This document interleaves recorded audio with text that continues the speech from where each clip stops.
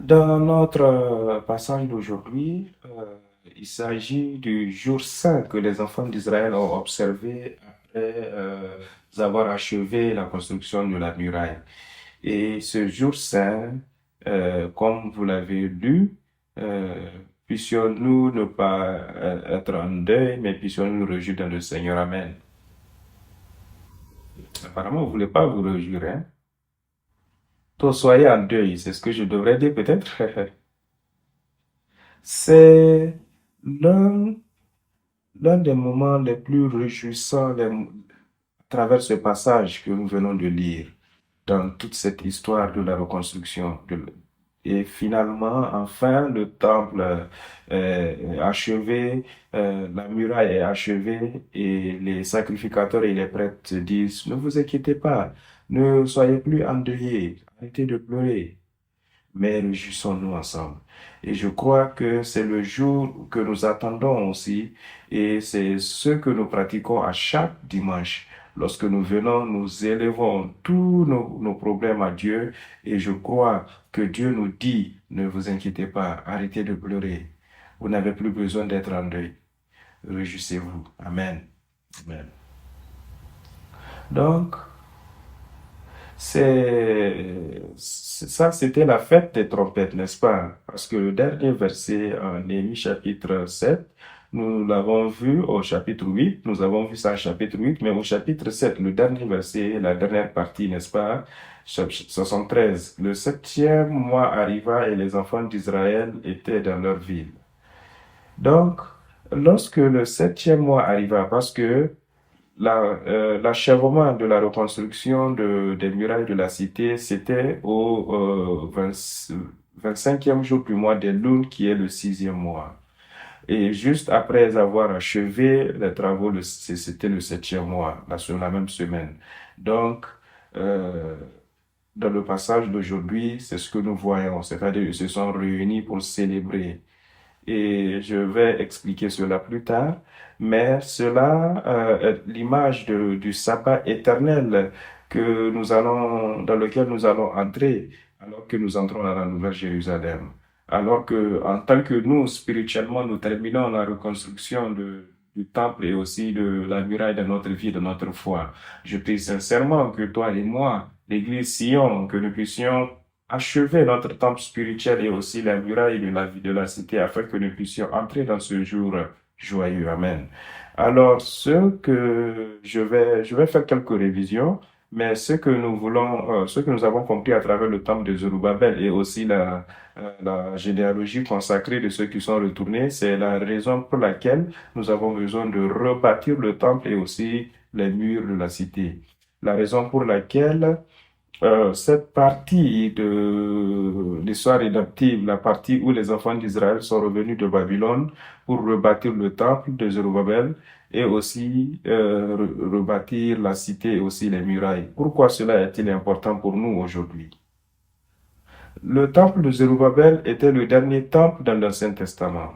C'est un type du temple du temple dernier où toi et moi allons entrer, nous qui sommes sortis de Babylone, là où nous avons besoin de rétablir. Et ce temple-là, cette cité, c'est ça qu'on appelle la Nouvelle Jérusalem.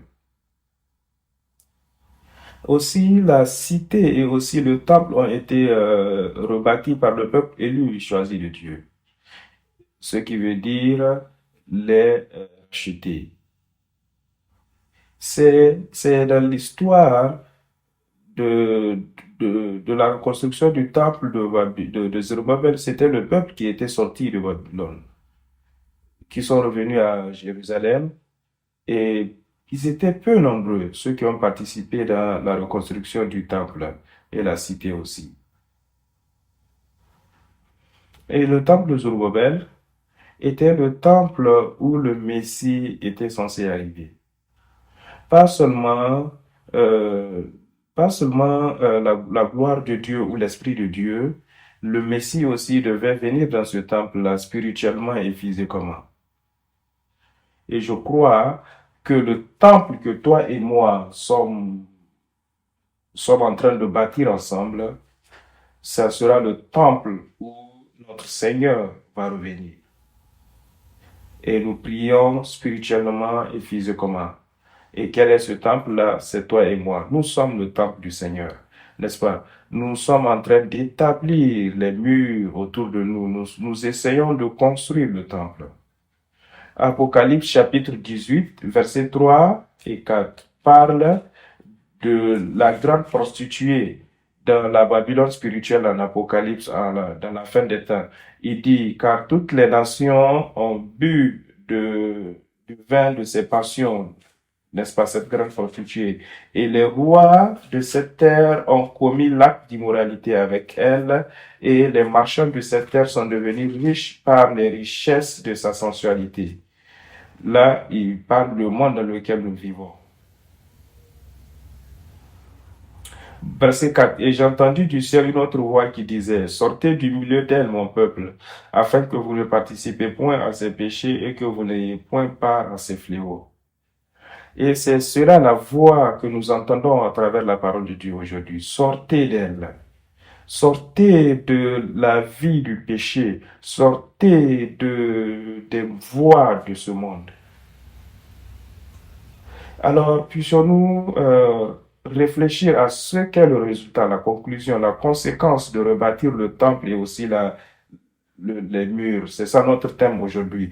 Le résultat ou les conséquences de rebâtir le temple et aussi la cité. Premièrement, voyons la raison de la reconstruction du temple et aussi de la cité. Pourquoi?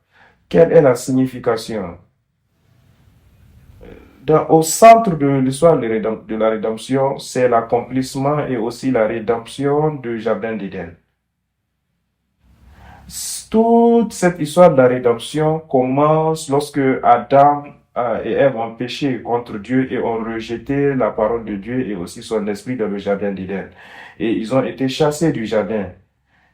La communication spirituelle avec Dieu a été sevrée, arrêtée. Et à partir de ce moment, Dieu a fait la promesse qu'il enverra, n'est-ce pas, la descendance de la femme. Il va restaurer toutes choses. Et c'est l'histoire de la rédemption.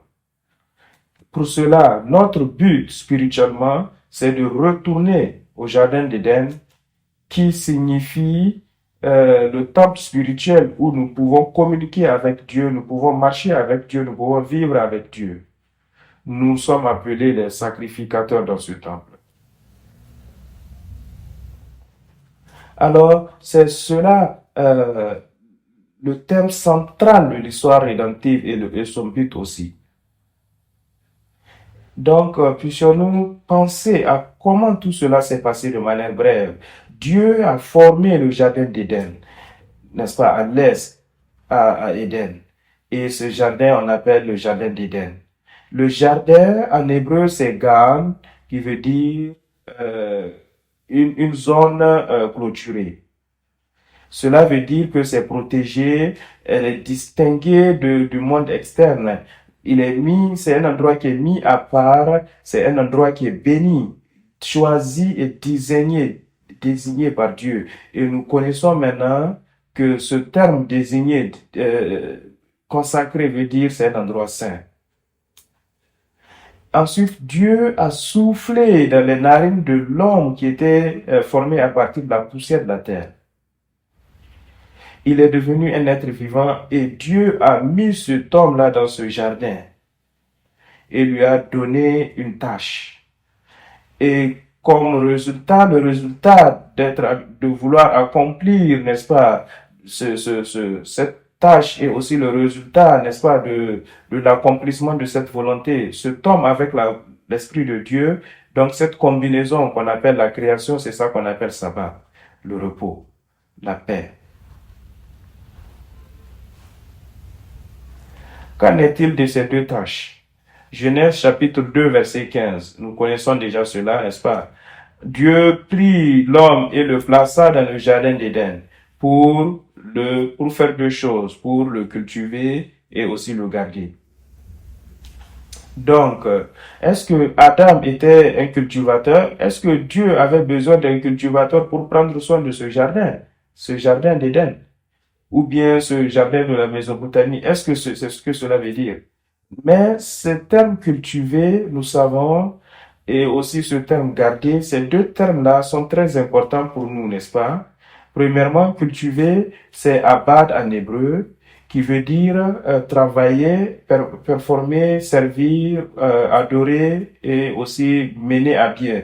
Ça veut dire accomplir. Il y a un but, il y a quelque chose à accomplir ici. C'est un terme d'adoration. Un terme d'adoration. Ce n'est pas un terme qui veut dire cultiver, littéralement. Et garder, shama, en hébreu, veut dire surveiller, garder et aussi vénérer.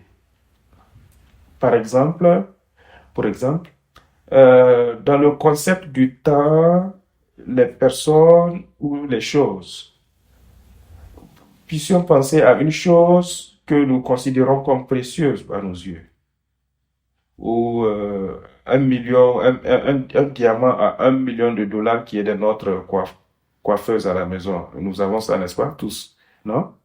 Vous n'avez pas? Imaginez quelque chose que vous considérez comme précieuse à vos yeux. Qu'est-ce que vous faites pour vous assurer que cette chose-là est bien gardée? Bien gardée. Ou une personne comme votre enfant que vous aimez, ou bien le temps. Quelle partie de votre jour est plus précieuse pour vous? Vous assurer de protéger ce temps-là. Personne ne doit toucher à votre temps. C'est votre temps personnel. C'est votre temps personnel. Vous savez, nous essayons de protéger cela, pour nous assurer que personne ne touche. Alors, nous mettons cela dans un endroit bien sécurisé. C'est ce que cela veut dire, garder. Et lorsque Dieu dit à Adam, tu garderas le jour du sabbat saint, ce terme garder là, le jour du sabbat, c'est shama. Ça veut dire observer, vénérer. La Bible, il y a beaucoup de passages dans la Bible où ces deux termes apparaissent ensemble. Mais nous allons voir un passage comme exemple. C'est dans Nombre chapitre 3. Nombre chapitre 3, versets 7 et 8. C'est une description de la tâche et aussi des responsabilités des Lévites et des sacrificateurs dans le tabernacle. Donc, je vais lire. Ils auront le soin, El Shammah, de ce qui est remis à sa garde et à la garde de toute l'assemblée devant la tente d'assignation. Ils feront le service du tabernacle qui est à Abad. Ils auront le soin de tous les ustensiles de la tente d'assignation Shammah et ce qui est remis à la garde des enfants d'Israël. Ils feront le service Abad du tabernacle. Donc, c'est ça la tâche du sacrificateur qui sert Dieu, qui loue, qui adore et qui garde dans le tabernacle. Adam, sa responsabilité dans le jardin d'Éden, c'était pas seulement de cultiver, mais de servir et aussi adorer Dieu. Et pour garder tout, pour maintenir tout en ordre ce que Dieu a créé. Et le temple dans le jardin, n'est-ce pas, c'était la même chose que ce que les sacrificateurs devaient faire. La tâche qui nous est donnée aujourd'hui, je crois aussi, est la même chose dans l'Église. Nous assurer que tout ce qui concerne notre culte d'adoration se passe bien conformément à la volonté de Dieu et pour sa gloire. Et nous assurer que l'ordre des gens et aussi des choses saintes, des ustensiles saints, vous êtes dans cet endroit, vous êtes saints. Amen. Toutes ces choses dans l'Église sont saintes. Ce sont des objets saints. Pour s'assurer que toutes ces choses sont dans l'ordre, toutes ces choses glorifient Dieu aussi. Cette tâche qui est donnée à Adam dans le jardin d'Éden et aussi aux sacrificateurs dans le tabernacle, dans le temple et à toi et moi dans l'église. C'est une chose commune. Il y a un but. Et ce but, le produit, le résultat, la conséquence de cela, la conséquence du Abad et du Shamar, c'est le sabbat, le jour du repos. Et j'ai partagé le concept, n'est-ce pas? Le concept, les gens hébreux comprennent Shabbat et Noah. Pour eux, Shabbat, c'est l'action, n'est-ce pas? C'est le processus. Ce n'est pas Ce n'est pas juste se reposer parce qu'on est physiquement fatigué, n'est-ce pas? Parce que Dieu n'était pas physiquement fatigué après avoir créé pendant 6 jours. Ce n'est pas la raison pour laquelle Dieu s'est reposé au 7e jour. C'est un concept du roi, du, du bon roi bénévole qui est assis sur son trône après, après avoir conquis ou après avoir protégé la nation, s'assurer que les ennemis sont tous hors des frontières, ce qui est, les frontières sont fortifiées et protégées. Et sous le règne de ce roi, toute chose est paisible. Sous ce roi, sous son règne, tout le peuple se réjouit de la même manière que nous avons vu dans ce passage. Ils n'ont plus besoin d'être en deuil, ils peuvent se réjouir, ils peuvent aller boire, ils peuvent manger dans le Seigneur. Et c'est cela le véritable sabbat.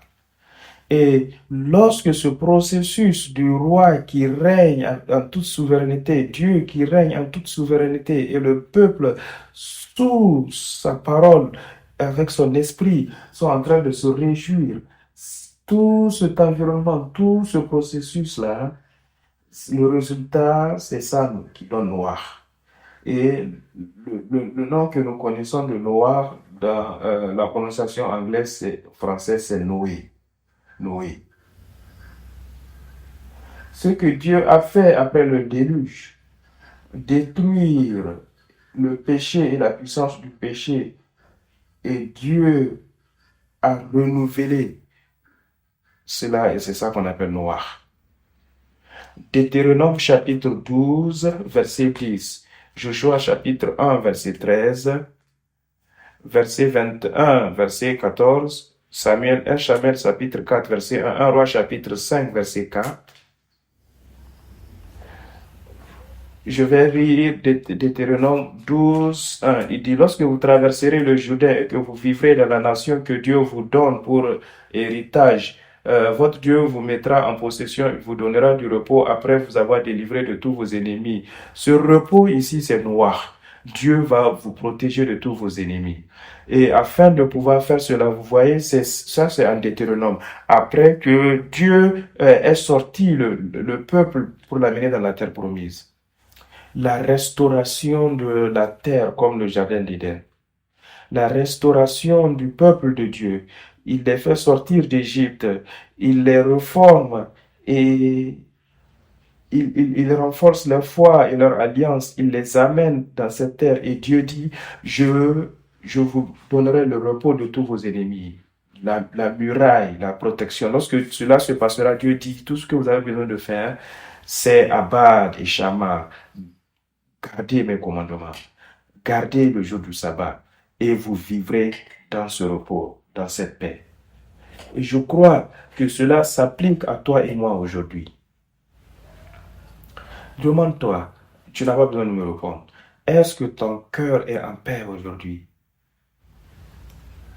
Pense à la semaine passée. Nous ne pouvons pas nous penser tout ce qui s'est passé, mais nous pouvons penser à ce qui s'est passé la semaine dernière. Quelles sont les batailles que tu as vécues? Quelles étaient les douleurs, les larmes que tu as versées? Mais Dieu dit, viens à mon sanctuaire. Viens sur ma terre, je vais te protéger. Est-ce que tu penses que nous pouvons avoir confiance en Dieu et dire Amen? Ce jour de sabbat n'est pas uniquement cet état de sabbat, ce n'est pas uniquement lorsque nous n'avons rien à faire, lorsque nous nous reposons à la maison. Ce n'est pas, il ne s'applique pas uniquement au dimanche lorsque nous sommes à l'église. Mais ce concept s'applique même pendant les moments de bataille spirituelle. Supposons que toi et moi sommes des soldats lorsque nous sommes sur le champ de bataille. Est-ce que tu peux ressentir et expérimenter le Shabbat pendant une bataille. Tu penses? Je pense que vous êtes tous des guerriers qui combattez contre le diable pour le nom de Jésus. Amen. Est-ce que nous pouvons ressentir ce Shabbat dans ce monde? Est-ce que nous pouvons ressentir ce Shabbat du lundi au vendredi? Est-ce possible? C'est possible. C'est possible pour les soldats de ressentir le Shabbat dans leur cœur s'ils sont sûrs qu'ils suivent le vrai commandant, s'ils suivent le véritable leader et, qu'ils sont juste derrière ce combattant, derrière leur leader qui va les mener à la victoire. Vous pouvez combattre, mais votre cœur est confiant, votre cœur est en foi. Et même lorsque nous combattons dans ce monde, lorsque nous combattons contre notre propre péché, je prie que toi et moi puissions expérimenter cette sabbat, que Dieu est avec nous, que notre Seigneur Jésus-Christ a déjà la victoire et c'est lui qui nous mène dans ce combat. Amen. Donc, la restauration du temple est la restauration aussi de Abad. La restauration de la ville, de la cité, c'est la restauration de Shamar, dans le jardin d'Éden. Maintenant, qui va faire cela? Qui fera le travail de la reconstruction? La chose importante, c'est qu'il y a deux choses. Abad et Shamar ont besoin d'être faites, n'est-ce pas? Mais qui va faire cela? Dans le jardin d'Éden, Dieu a mis Adam dans le jardin et lui a dit de faire cela. Dans ce contexte de l'histoire, lorsqu'il rebâtissait le temple de Zérubabel, c'était les enfants d'Israël, les Juifs, qui sont revenus de Babylone, qui sont revenus à Jérusalem. Et je prie sincèrement que toi et moi puissions être ceux-là, comme Ésaïe l'a dit. Vous me voici, Seigneur, utilise-moi. Puissions-nous être ces bâtisseurs de ce temple et cette cité. Et c'est ceux-là qui entreront dans la Nouvelle Jérusalem. Ce que Dieu a accompli à travers les 3 retours de Babylone, n'est-ce pas? Il y a eu 3 déportations à Babylone et ils sont revenus à 3 reprises. Première, deuxième, troisième retour. N'est-ce pas? Quelles étaient les années de ces retours?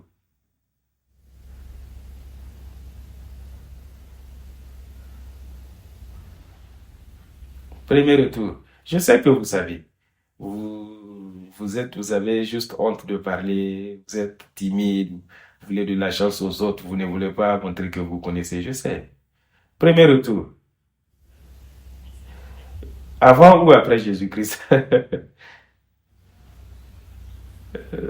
200, 300, 500? Veuillez s'il vous plaît. Je vous laisse terminer ce message plus tôt que d'habitude. 587, n'est-ce pas? Premier retour. Pourquoi vous gardez la tête en bas quand je pose des questions? Deuxième retour. 500 ou 400? 400, 400, 458. Celui-là, je sais que vous connaissez. 444 avant Jésus-Christ. Gardez ça en tête. Maintenant, revenons. Donc, à travers ces 3 retours, ce que Dieu a restauré, ce sont le temple, rebâtir le temple, adorer dans le temple, ce qui veut dire qu'il y avait des adorateurs qui ont été restaurés. Dieu a mis l'accent, pas seulement sur le temple, mais aussi la cité. Dieu a mis l'accent sur la restauration de son peuple, les Adams. Dieu a mis l'attention, l'intérêt de Dieu, c'est sur toi. Pas juste le bâtiment, pas juste les murs de la cité, pas juste ton business. Il met son intérêt en toi.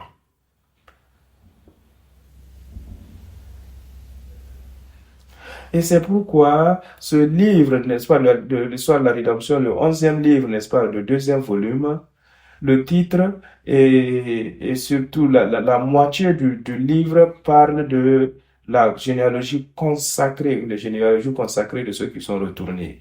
Dieu, Dieu s'inquiète de ceux qui sont revenus. C'est cela le but de l'histoire de la rédemption. Dieu veut que son peuple revienne.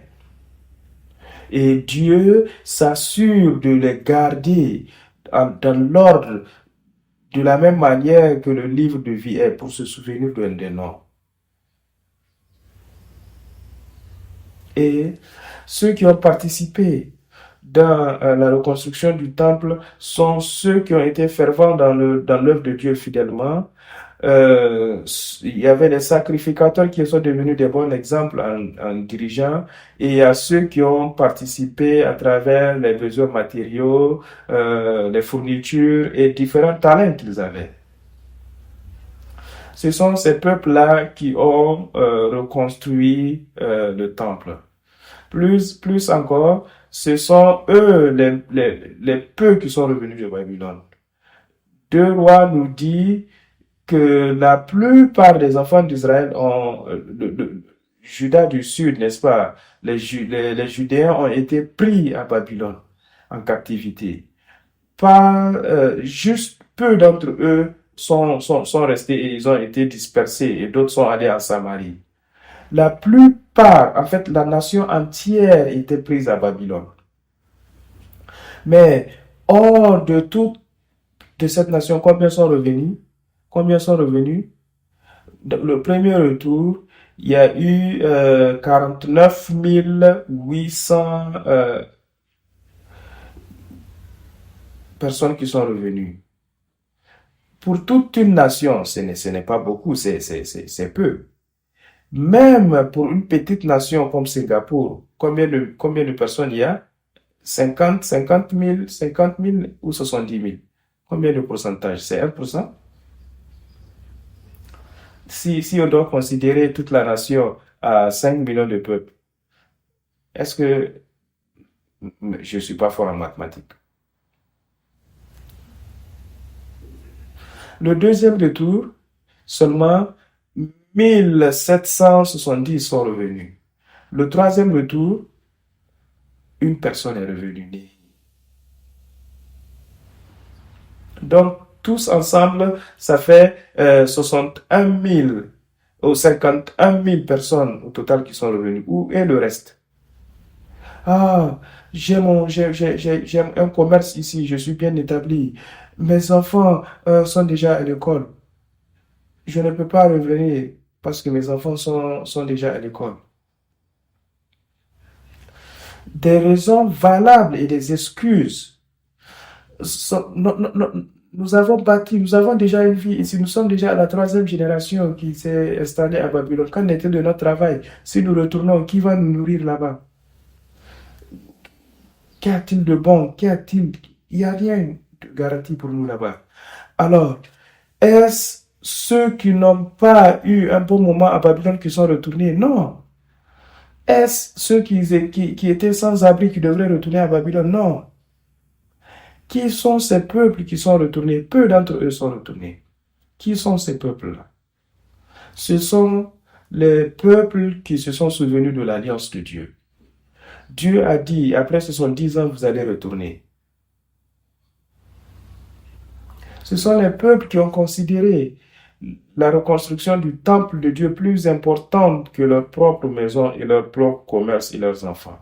Je ne dis pas qu'ils ne sont pas importants, ces choses et ces personnes, mais leur priorité était différente, était autre. Ils ont cru que aussi longtemps, si seulement le temple et Jérusalem sont restaurés, nous sommes insignifiants. Il n'y a aucune raison pour nous, il n'y a aucun but pour nous de vivre notre vie, même si nous sommes très riches et nous avons de l'abondance à Babylone.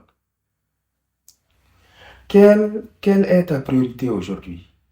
Quelle est notre priorité? Ce n'est pas facile, comme cela puisse le sembler, de faire partie de ceux qui sont revenus de Babylone. Parce que Babylone pourvoit beaucoup de choses. Lorsque vous vivez à Babylone, il y a la protection, il y a cette sécurité. il y a ces finances, l'économie est prospère là-bas. Mais à Jérusalem, il n'y a pas de garantie, il n'y a aucune garantie, il n'y a pas de promesse. Et Néhémie pouvait dire, oui, oui, oui, oui, mais maintenant, vous voyez, qui va venir pour aller travailler avec moi.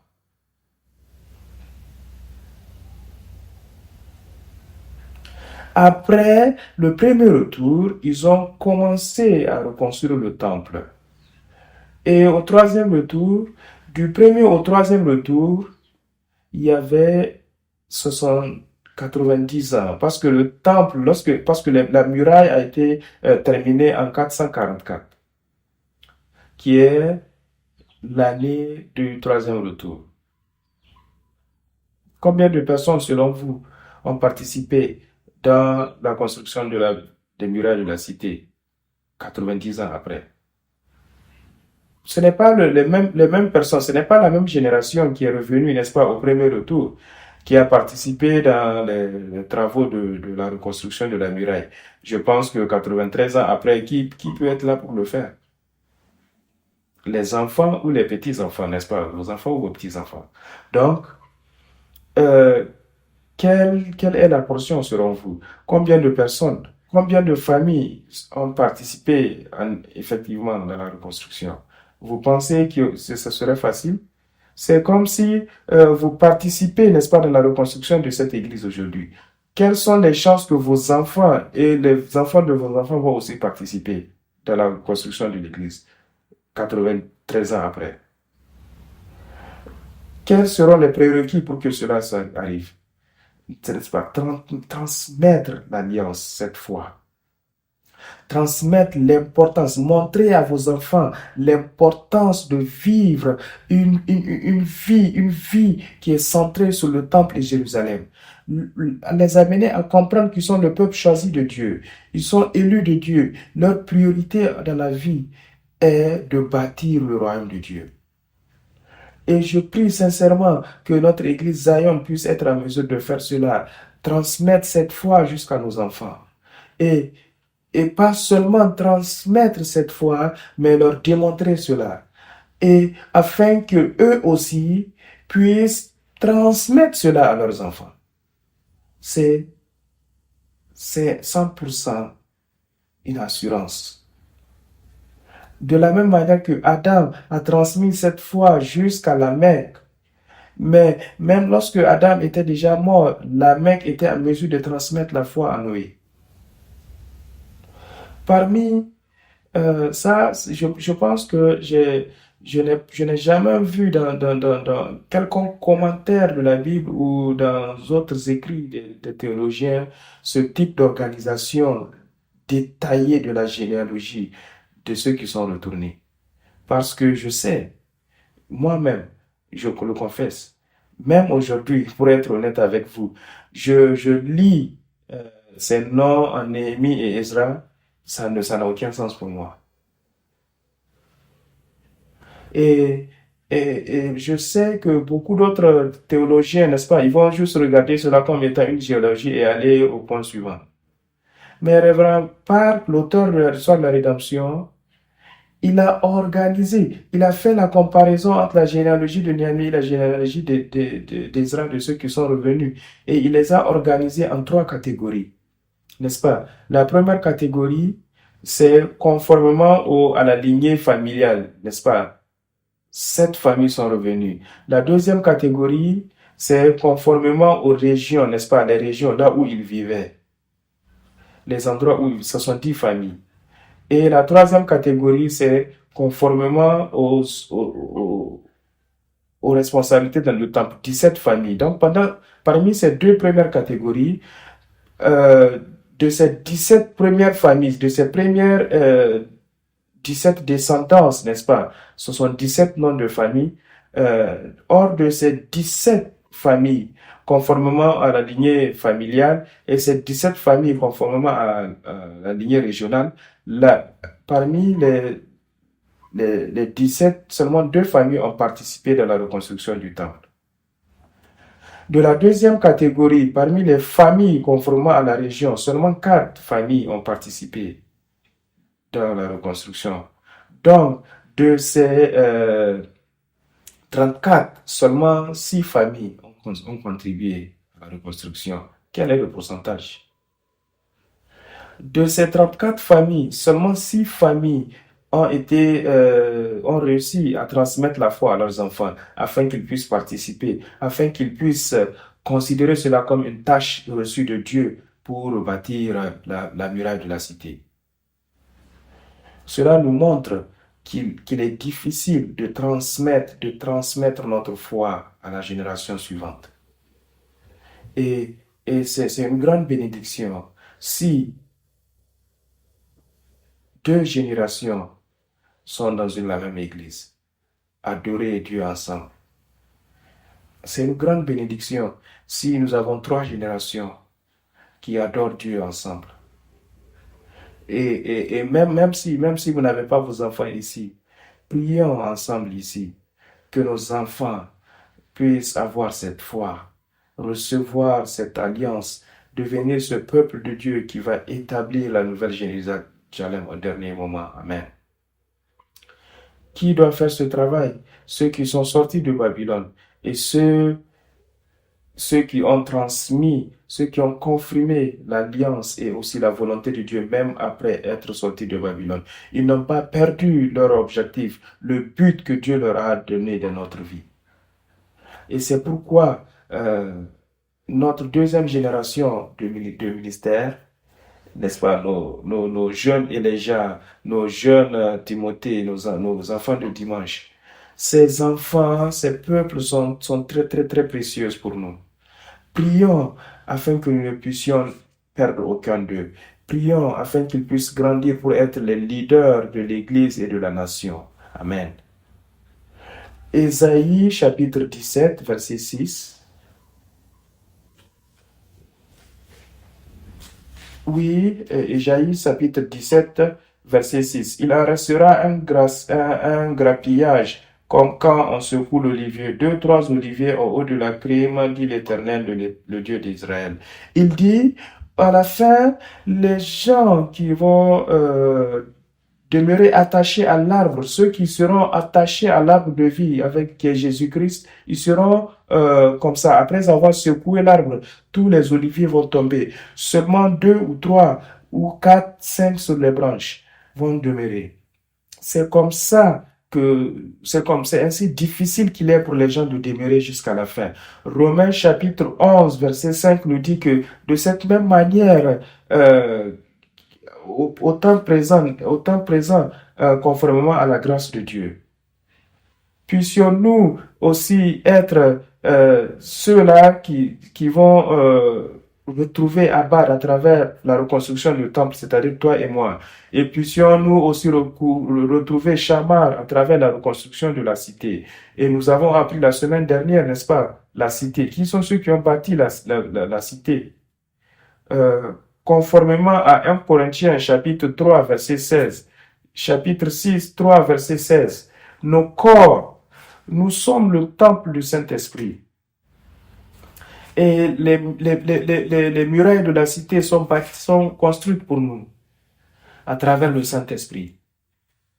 En conclusion, le résultat, les conséquences de la reconstruction du temple et de la cité, c'est la vie éternelle, le sabbat éternel pour toi et moi. Je pense que nous l'avons lu la semaine dernière, je ne vais pas lire tous les versets, mais Ezra chapitre 4, Ezra chapitre 4, ici c'est une lettre, une pétition, n'est-ce pas, rédigée par les ennemis des Juifs lorsqu'ils bâtissaient les murailles. Ces ennemis ont rédigé une pétition au roi Artaxerxès de Perse en demandant qu'il doit tout faire, tout son possible pour arrêter cet ouvrage. Les ennemis ne veulent pas que cette cité soit rebâtie. Pourquoi? Parce que lorsque les murailles seront rebâties, nous ne pouvons plus exercer notre influence sur eux. Une fois que la cité est rebâtie, ils ne vont plus collaborer avec nous. Et vous entendez cela comme étant la voix de Satan qui dit, Satan ne veut pas que ces murailles spirituelles soient rebâties une fois de plus. Satan ne veut pas que cette garde brisée du jardin d'Éden soit réparée parce qu'il veut avoir un accès libre à l'intérieur et à l'extérieur. Il veut rentrer dans notre vie. Satan veut aussi que nous continuions à payer les taxes à lui de manière périodique, revenir à lui à tout moment et commettre le péché encore et encore. Il sait qu'une fois que la muraille spirituelle est rebâtie et réparée, il ne peut rien nous faire. Satan va faire tout son possible et tout ce qu'il peut pour interférer avec les travaux de cette muraille. Donc, qu'est-ce que nous devrons faire? Nous faisons tout à notre possible aussi pour rebâtir les murailles. Amen. C'est le contexte de qui va demeurer jusqu'à la fin et qui va réussir. Satan veut que une fois que les murailles sont bâties, le diable ne peut plus interférer avec notre vie. C'est ça le véritable sabbat. Lorsque ces murailles spirituelles sont bâties, Satan ne peut plus se rapprocher. Donc pour cela, la mort va s'éloigner de nous. Et c'est ce que Apocalypse 21 nous dit. La nouvelle Jérusalem a ses murailles hautes. Si nous revenons à notre passage, la raison pour laquelle ils célébraient, c'est parce que l'année où ils ont fini, n'est-ce pas, la reconstruction en 444, c'était l'année du sabbat.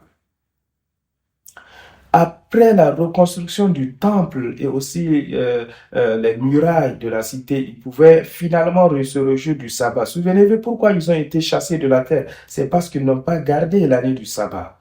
Mais enfin, ils sont revenus et ils ont fini la reconstruction de la muraille. Et finalement, ils sont de retour à observer l'année du sabbat. Et cette année du sabbat commence avec le 7e mois. Ils ont terminé les travaux au 25e jour du 6e mois et au début du 7e mois, comme nous l'avons dit, ils se sont réunis. Et ce premier jour de Tishri, c'est la fête des trompettes. Ils ont sonné les trompettes pour annoncer et proclamer au monde la nouvelle année commence. Le nouveau monde est arrivé. Le jour de la trompette. N'est-ce pas? Lorsque la dernière trompette va souffler, le Seigneur viendra. Et il va pourvoir un banquet énorme et du vin et aussi de la nourriture. Ésaïe 25, 6 à la suite. Et ce premier jour du mois de Tishri, cette fête des trompettes, c'est ça qu'on appelle le haut sabbat. Vous savez c'est quoi le haut sabbat? Il y a 7 grands sabbats dans l'année. Et ce que le grand sabbat veut dire, peu importe quel jour de la semaine, mais lorsque ce jour de la fête, comme cette fête des trompettes arrive, ce jour-là, c'est le sabbat. Le même jour, on le garde comme étant le jour du sabbat. On garde le samedi comme étant le jour du sabbat, mais ce jour-là aussi, Dieu dit maintenez-le comme étant sabbat. C'est ça qu'on appelle le grand sabbat. Donc, le premier jour du mois de Tishri, ils ont gardé ça comme étant le jour du sabbat.